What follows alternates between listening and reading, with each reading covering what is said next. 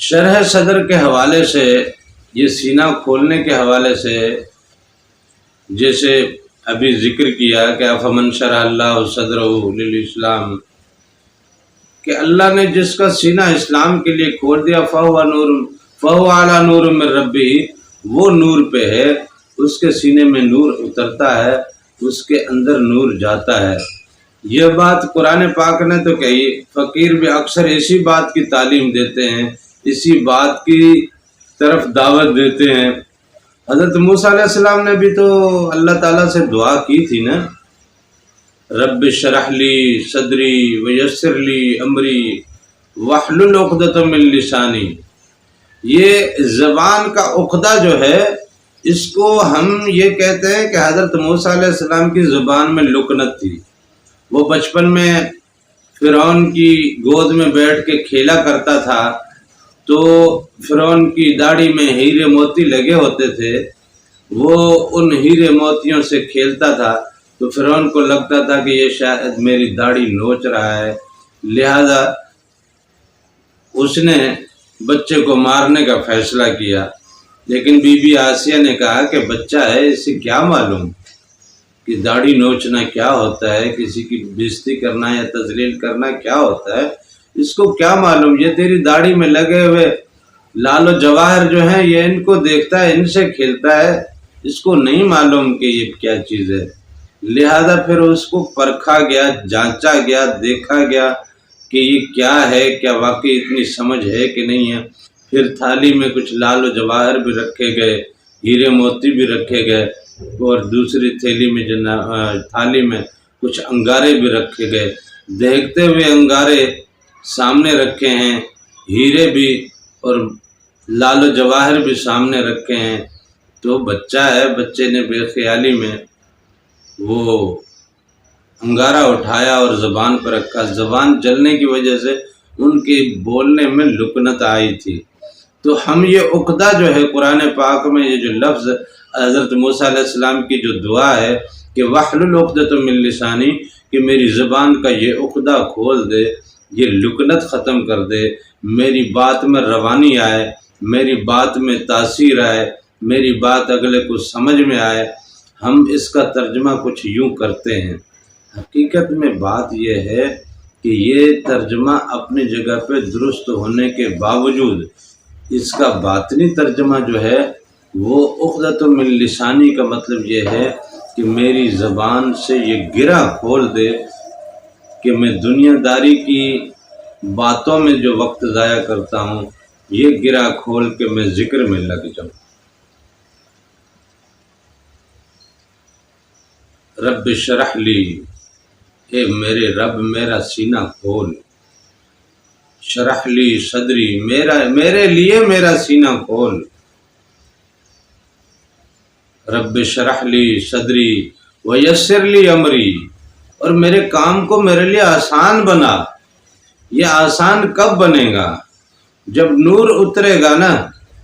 نور کو تو ان چیزوں کا کوئی معاملہ نہیں ہے، تنگی کا، بھوک کا، سردی کا، گرمی کا، ان چیزوں کا نور کو کوئی ایشو نہیں ہے۔ فرشتے ہیں نا،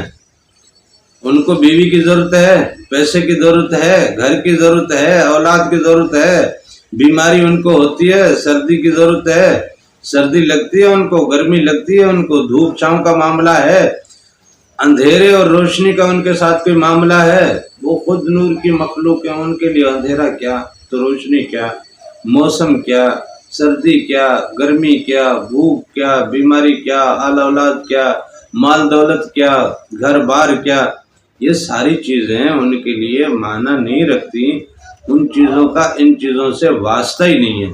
تو جب سینہ کھل جائے گا، نور اتر جائے گا، تو آپ کا بھی دنیا کی چیزوں سے واسطہ نہیں رہے گا، دل اچک جائے گا۔ جب دل اچک جائے گا تو پھر اللہ اور اس کی تعلیمات ہمارے لیے آسان ہو جائیں گی۔ رب شرح لی صدری ویسر لی امری، میرے لیے میرے کام کو آسان بنا،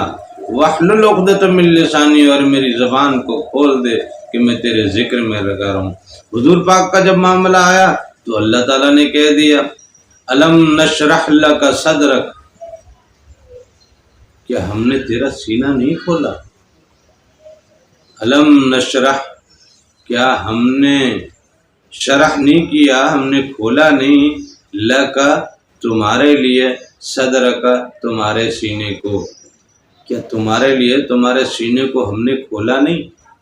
حضرت موسیٰ مانگ رہا ہے کہ دعا کر رہا ہے، التجا کر رہا ہے، عرض کر رہا ہے کہ میرے لیے میرا سینہ کھول دے۔ حضور پاک کے لیے اللہ نے کہا کہ ہم نے تو آپ کا سینہ کھول دی، اور ہمارے لیے تو یہ ہے کہ جس کا بھی اللہ نے سینہ کھولا وہی نور پہ ہے۔ تو یہ شرح صدر بڑی عظیم دولت ہے، یہ عظیم معاملہ ہے، یہ خاص معاملہ ہے، اس پہ ہماری توجہ نہیں ہوتی، ہم سینے کو کھولتے نہیں ہیں۔ سینہ جب کھلے گا قدورتیں چھٹ جائیں گی، نفرتیں چھٹ جائیں گی، عداوتیں چھٹ جائیں گی، دشمنیاں چھٹ جائیں گی، محبتیں پروان چڑھیں گی، انسانیت پروان چڑھے گی، عشق پروان چڑھے گا، ذکر پروان چڑھے گا، عبادتیں پروان چڑھیں گی، نمازیں پروان چڑھیں گی، سجدے پروان چڑھیں گے، یہ تمام معاملے پروان چڑھیں گے۔ لیکن جب ہمارا مزاج،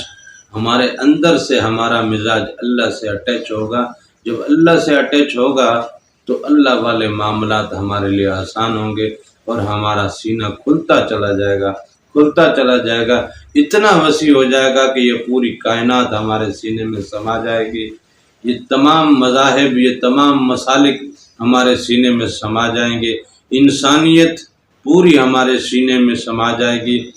تخلیقات رب کی، تمام خلقتیں رب کی، جانور ہوں، چرند ہوں، پرند ہوں، حشرات الارض ہوں، یہ تمام چیزیں ہمارے سینے میں سما جائیں گی، نور رب کا ہمارے سینے میں سمایا ہوگا، کائنات پوری ہمارے سینے میں سما جائے گی۔ صرف شرح صدر کی ضرورت ہے، شرح صدر ہوگا، سینہ کھلے گا، دروازہ کھلے گا، نور اترے گا، خوشبو بسائے گا، خوشبو آئے گی، صفائی ہوگی، دھلائی ہوگی، عرش کا، رب کا عرش چمک اٹھے گا۔ جب رب کا عرش چمک اٹھے گا تو رب کا قیام یہاں پہ ہوگا۔